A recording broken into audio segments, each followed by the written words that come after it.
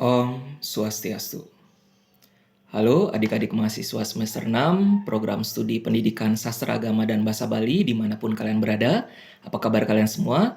Senang sekali hari ini saya dapat kembali berjumpa dengan kalian di hari Rabu 4 Januari 2023 untuk kembali melanjutkan materi kita di mata kuliah Sosiolinguistik. Untuk hari ini kita akan mempelajari materi terkait dengan kedewibahasaan. Apakah kalian sudah pernah mendengar kata kedewibahasaan sebelumnya? Jadi menurut Kamus Besar Bahasa Indonesia, kedewibahasaan merupakan perihal pemakaian atau penguasaan dua bahasa. Dalam hal ini seperti bahasa daerah di samping bahasa nasional kita. Dan sering juga kedewibahasaan disebut sebagai bilingualisme atau bilingualism. Kita perlu mengetahui terkait dengan faktor-faktor yang dapat menyebabkan seseorang mengalami kedewibahasaan. Terdapat dua faktor utama yang dapat menyebabkannya, jadi kita bagi menjadi dua, yaitu faktor eksternal atau dari luar dan faktor internal dari dalam. Yang pertama kita langsung masuk saja ke pembahasan faktor eksternal. Dalam hal ini, kedewibahasaan dapat terjadi dengan adanya pergaulan di keluarga, di masyarakat, dan tentu saja kemajuan teknologi, transportasi, dan komunikasi. Terkait dengan kemajuan teknologi di sini, sebagai contohnya, kita sebagai orang Bali misalkan kita tidak paham terkait dengan bahasa Sasak ataupun bahasa Minang, namun melalui teknologi, dalam hal ini kita menonton video yang diunggah ke kanal YouTube seseorang terkait dengan bahasa Sasak ataupun bahasa Minang, kita dapat mempelajarinya dengan menonton video tersebut. Sehingga walaupun kita mungkin belum mendapatkan kesempatan untuk bertemu dengan orang Sasak ataupun orang Minang, kita dapat mempelajarinya dan pada saat kita mendapatkan kesempatan bertemu dengan mereka, kita dapat menyapa mereka dengan bahasa lokal mereka, yaitu bahasa Sasak ataupun bahasa Minang.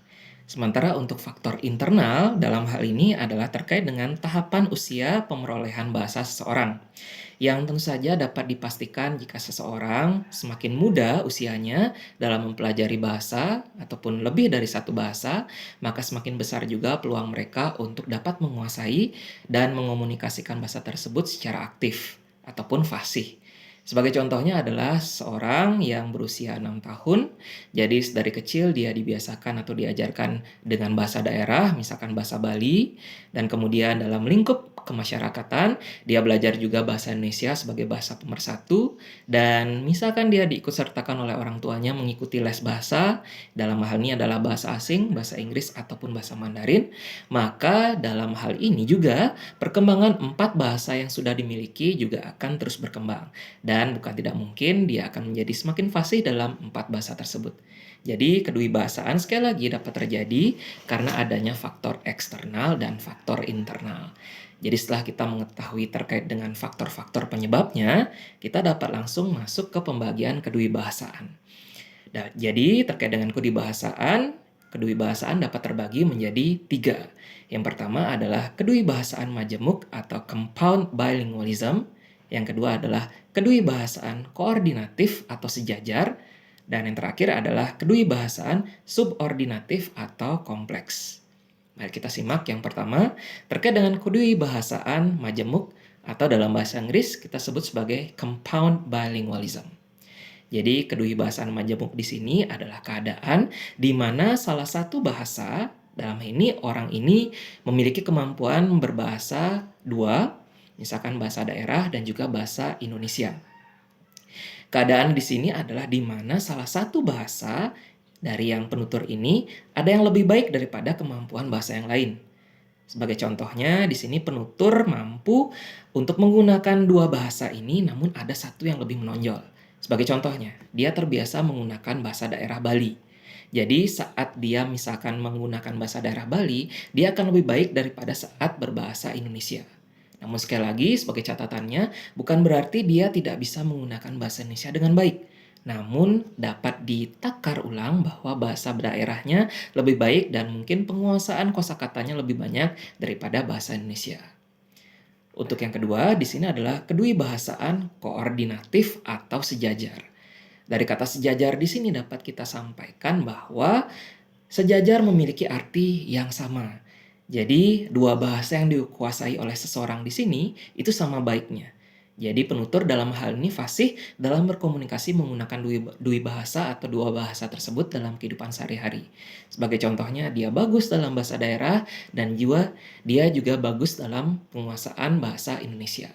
Ataupun misalnya kita ubah, dia fasih berbahasa Indonesia dan juga dia fasih berbahasa Inggris. Dan seperti tidak ada bedanya dia dengan seorang native speaker atau penutur asli. Dan yang ketiga adalah kedewibahasaan subordinatif atau kompleks. Jadi keadaan di sini merupakan saat seorang penutur, jadi pada saat memakai bahasa pertama, misalkan bahasa daerah, dia sering memasukkan bahasa B atau mungkin bahasa Indonesia ke dalam konteks bahasa tersebut.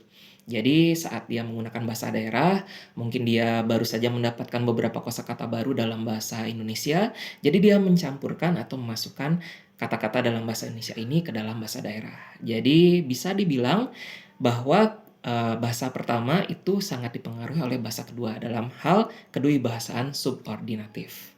Jadi terkait dengan kedewibahasaan, definisi, kemudian faktor, dan juga contoh-contohnya sudah kita pelajari bersama dan kita simak bersama.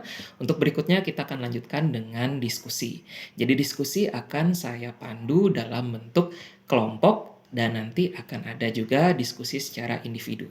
Jadi kita cukupkan untuk materi media untuk hari ini dan kita lanjutkan sekali lagi dengan diskusi secara interaktif dan komunikatif. Akhir kata saya tutup media untuk hari ini pada Rabu 4 Januari 2023 dengan mengaturkan Paramasanti. Om Santi Santi Santi Om.